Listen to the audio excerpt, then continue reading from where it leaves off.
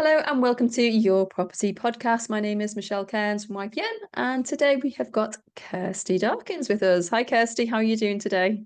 Yeah, I'm really good, thank you. Nice to be here. Yes, nice to see you as well. I've got your Christmas jumper on. I have, yeah. I'm getting all in the festive spirit.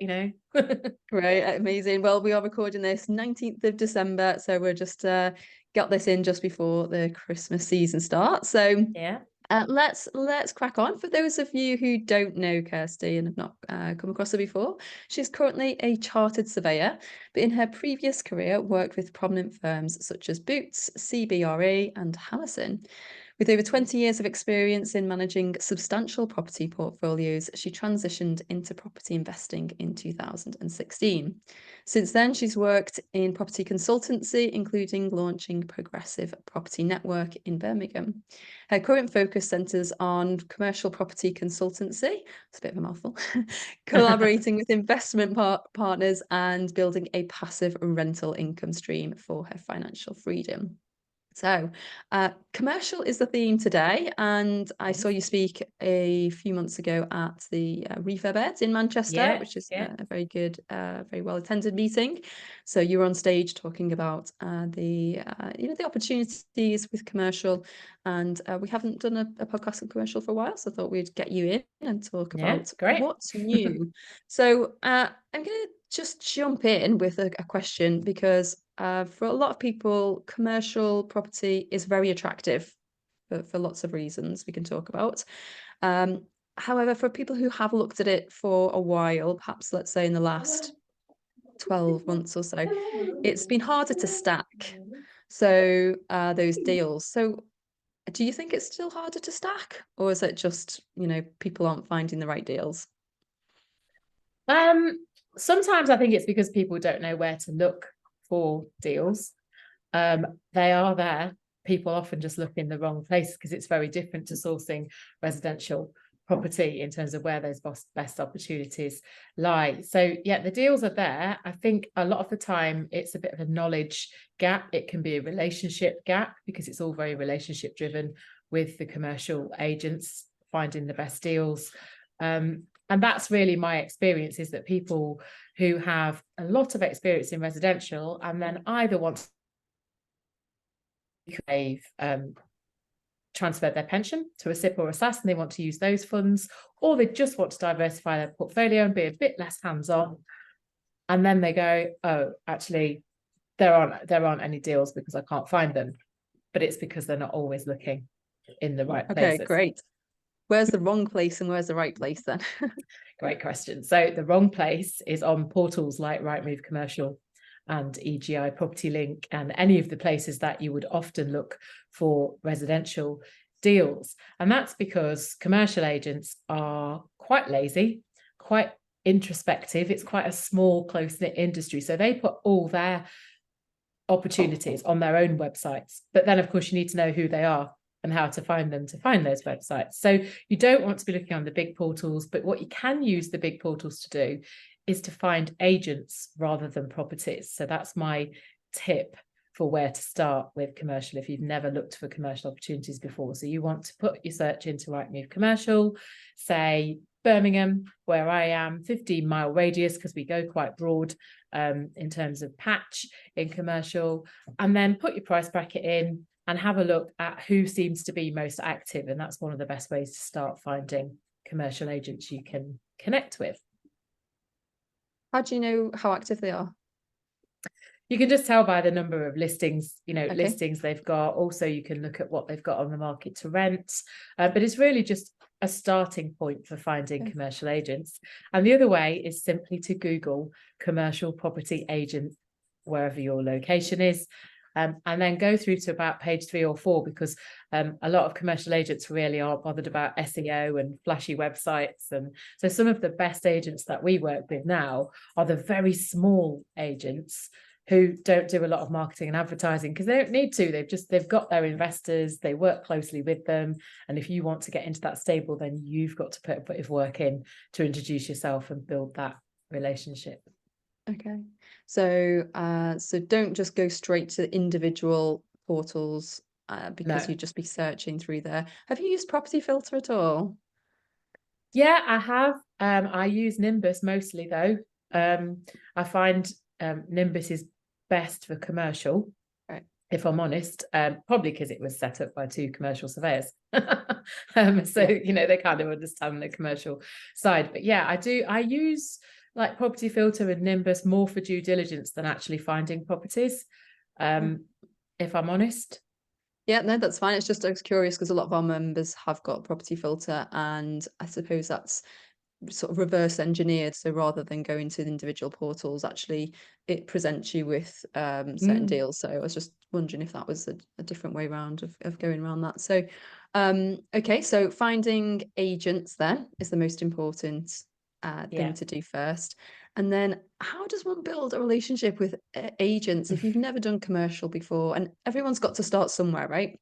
So Yeah. if they've only been in residential, let's say they've got a couple of single lets or HMOs and they want to get their first residential property, what does that conversation look like when you approach a new agent? Yeah, to get their first commercial property. Well, actually, I was having a conversation with a commercial agent about this yesterday. So I know, but it's always useful to hear it from them direct. And these were his exact words. So he has been a commercial agent for 20 years. He runs his own commercial agency in Birmingham. And I asked him that question because it's what I get asked the most from my clients. And he said, what I want, Kirsty, is someone with a plan. So you need to know what you want. What are you looking for? But not just some broad, oh, I think I want to buy an industrial property, or I think what size, where, what are you going to do with it? Do you want to be able to add value to it? How are you funding it? What return do you want? You need to have that bit more detail. So his words were, I want to work with people with a plan and who can perform. So you must have your funding in place. And for commercial property, most of the time, that means you need cash on the way in, cash to purchase needs to be your funding strategy if you want to add value. So he wants to know that you can perform, because there's a lot of people that provide proof of funds and then still don't seem to be able to perform when it comes to completing the purchase. And there's nothing that annoys an agent more than that, because it makes them look like they haven't done their due diligence on the buyer. So have a plan and be able to perform. Would you say somebody could look at a deal that's on the market and say, do an example plan and say, okay, this is the type of thing I'm looking at. It would work at this purchase price. Oh, and by the way, I've spoken to the lender, and if I were to get it at this price, then they would, provide the funding. Yeah, Is that that's something you could do? that's exactly what a commercial agent is looking for. What they're not looking for is he actually gave me an example yesterday as well. So this is all very fresh. I was like, this is good. And he said, well, someone called me last week and just said, I want to book a viewing on that industrial property that you've got for sale. It's a big chunk of industrial space. It was about 10,000 square feet. And, so the agent asked the question, said, well, what will you be looking to do with it? Well, I don't know yet. I just want to go and have a look at it. And that's the kind of person A red flag. that Yeah. they don't want to deal with, because he's like, why am I going to spend my time viewing a property with someone who has no idea what they want? So it just He's like, gave away. I'm, Yeah. yeah. And so that's a good example of what they're not looking for. So really, commercial agents are professionals, and they want you as an investor to behave as a professional. So they want you to treat it as you should as an investment, but they want you to be ready. They want you to have a plan, and they want you to be ready to perform. And if you are those two things, they are more than happy to engage with you, give you information, give you their time. You just do need to be ready. Yeah. So in that scenario, then let's say that was person A, who's the novice and not Yeah. really, it kind of gave them away that they weren't prepared and they didn't really know what they were doing. So person B comes along and they've got a plan. So they've looked at the property in advance. Perhaps they've done their due diligence on various portals, software, and they can say, okay, these are the possible exits for it. So they don't have to have gone out and and got planning in place or No, anything like no. that. They don't have to have started anything, but actually going to the agent with, here are all the different exits that I think this will work for, and here's my funding in place. here is my, spreadsheet of, just to kind of come across as professional. So is there anything else that, a professional investor could do to impress an agent to make sure that first conversation I goes as think well as possible? really, it's just to be genuinely interested in the agent and building a relationship, and say that from the outset. So tell them what your overall plan is for investing, so let them know that you've got some experience. So I'm an experienced residential investor, I've got buy-to-lets, I've got HMOs, I've got whatever it is that you've got. Now I want to diversify into commercial, so I need to connect with agents like you, build relationships, because I want to build a commercial portfolio. If you start with that, then they know exactly where you've come from, what you're doing. You're not just a total newbie to property, because that in commercial, that doesn't tend to go down well with agents. They're kind of like, oh, if you've never, it's quite a sophisticated market, and they just prefer to work with experienced property investors. So if you've got some experience, tell them what it is, and also tell them that I'm just looking for one property for my portfolio, or I'm looking to buy a property for my own business to occupy, or I'm looking to build a portfolio. And what agents also want to know, they want to build a relationship because they want repeat business from you. So in commercial, we need agents for three things mainly. We need them to find properties, because a lot of the time they're not well advertised and they come through those relationships, or they come back to market and then the agents just pick up the phone to the people that they know can transact. We need them to do due diligence, because unlike in residential, access to property data such as market rents, sales comparables isn't openly available. It's not there. It's not on a portal anywhere. You can't find it. You've got to phone the agents to get that intelligence. And then thirdly, we need them once we've bought the property and we've done something to it to add value. So we've either split it up into smaller units, or we've got vacant space that we want to let. We need the agents to help us find the tenants. So the agents want to work with you, because they know that if you buy a property from them, you're highly likely to go back to them and say, oh, well, now I've bought this property and I've done my work to it, can you help me let it? And they'll get the business out of you at the end as well. So that, I think sometimes people think commercial agents don't want to work with us, and it's the opposite. They want your business. They just need you to tell them who you are, have a plan, and be able to perform. Yeah, there's tends to be, certainly when I have spoken to commercial agents in the past, I was probably that novice beginner calling up saying, have you got any properties I can add value to? Many of us have been there. I'll hold my hands up. But you don't know what you don't know, right? So everyone's got to start somewhere. So, by all means, start in an area perhaps that if you're having these conversations for the first time, maybe people can start in a different area where they're not, if they don't get it right the first time, then they're not kind of damaging that relationship. But there is a bit more of a barrier, as we've talked about there, because they have higher expectations of us as investors. And, it's not like a residential agent that is working with just the general public who are just first time or, home buyers. So there's a different level of relationship there that's needed. What else in terms, obviously, you've done a lot of consultancy and you've got mentees and that kind of thing. Is there anything else that people miss in those first stages? Anything that kind of shows red flags of,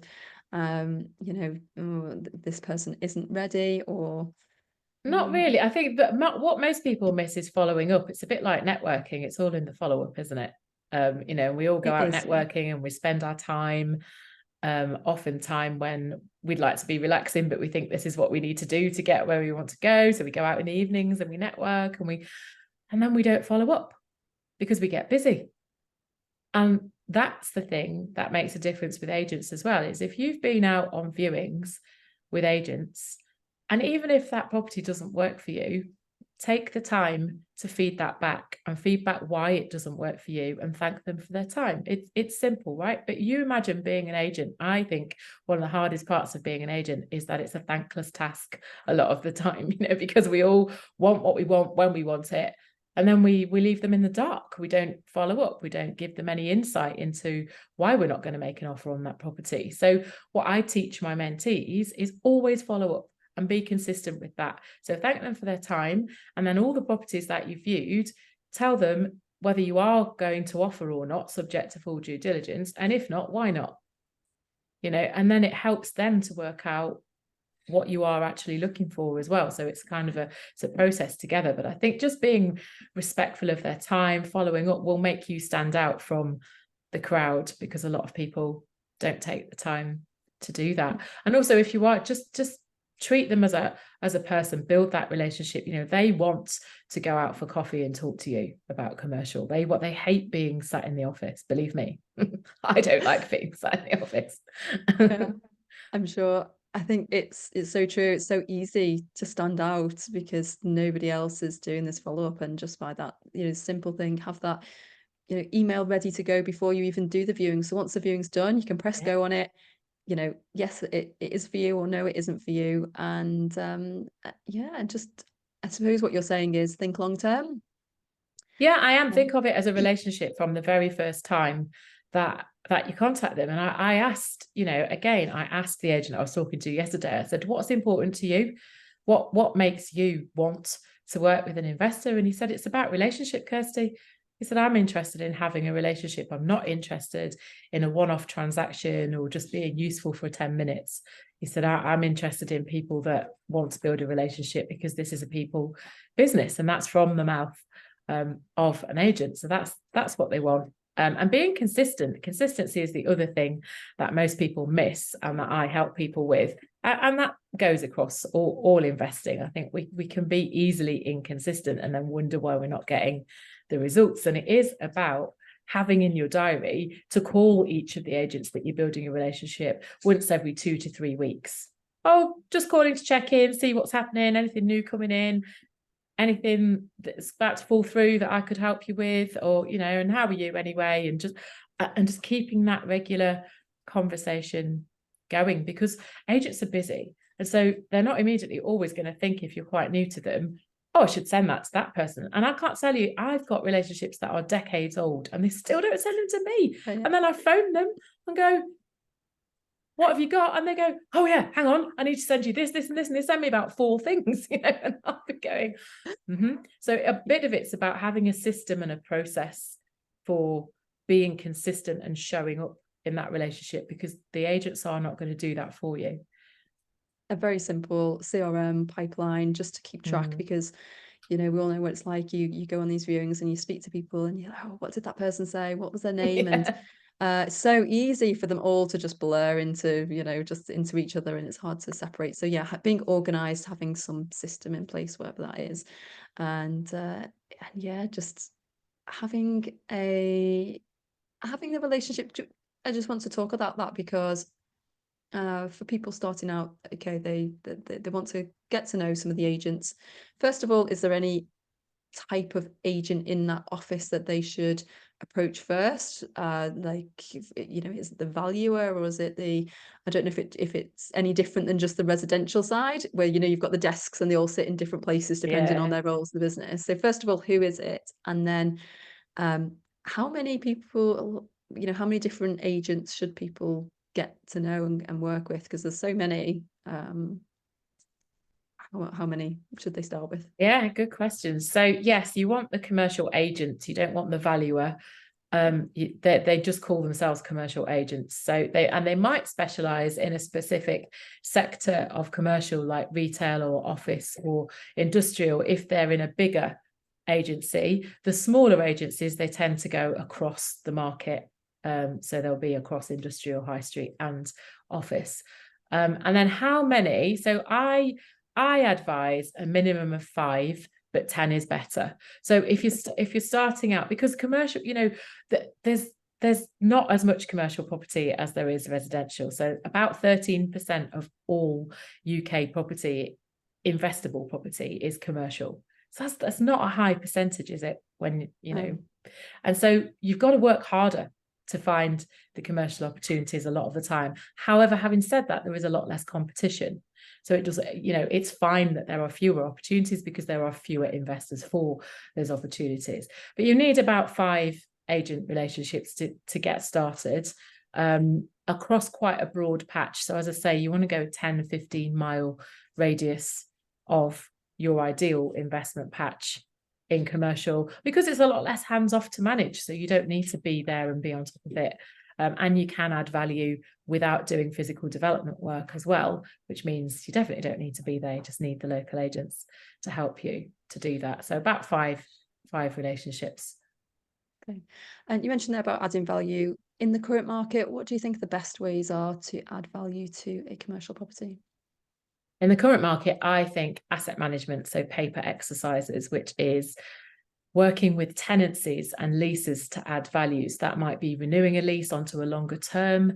It might be a rent review that's outstanding where the rent can be uplifted. It might be letting vacant space. It might be splitting vacant space to right size it for current demands in the market. It might be removing tenant breaks.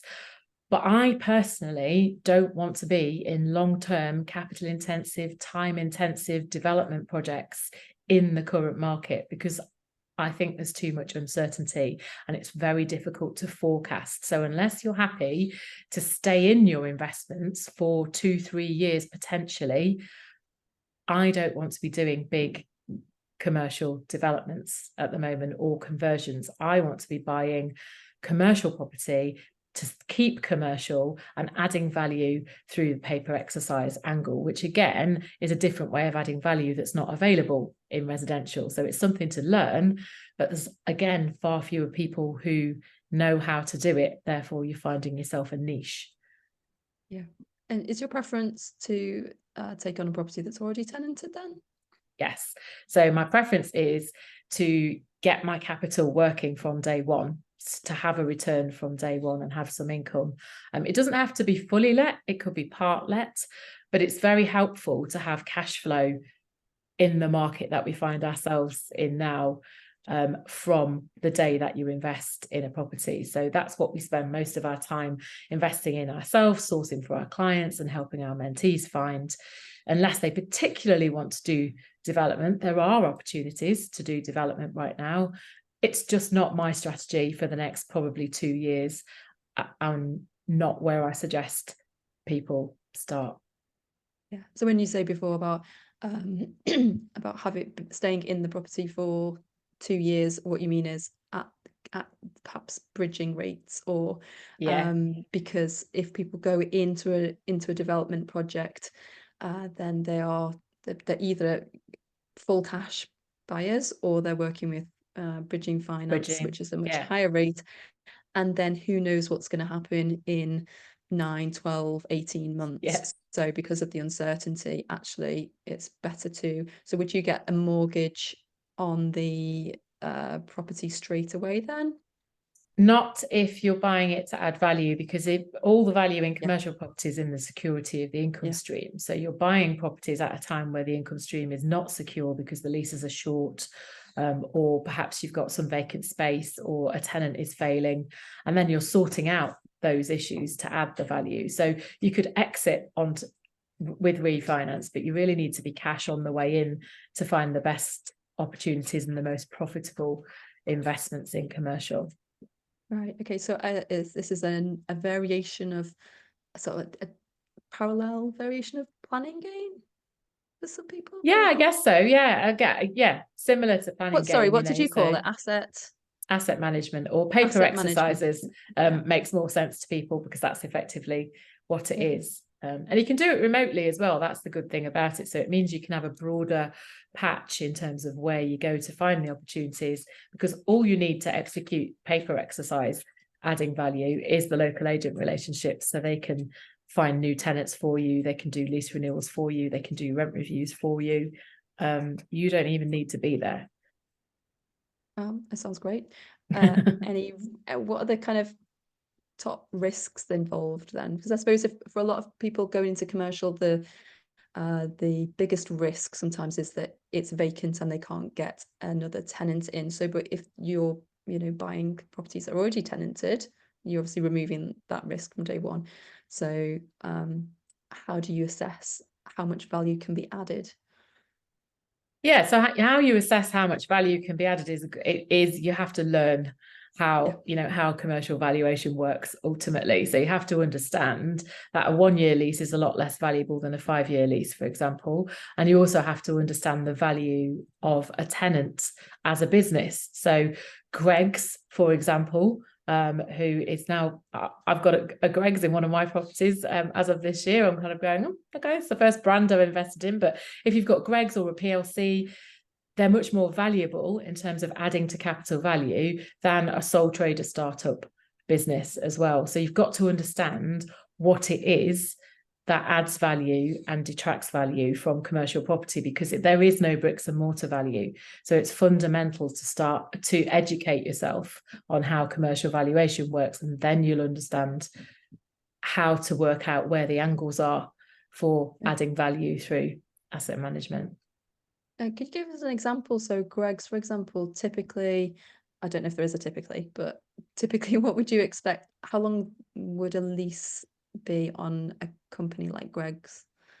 So they often take 10-year leases with a break at 5 or 5-year straight leases now. So that's generally what they'll take. And you should be able to get a straight 5-year lease out of a new business or a small limited company as well. The difference is that to value a commercial property, you take the rental income and you capitalize it with an investment yield. And the investment yield is determined by how long the lease is and who the tenant is, mainly. Few other variables, but that's the main thing. So let's take the same length lease, 5 years to Greggs and 5 years to a sole trader.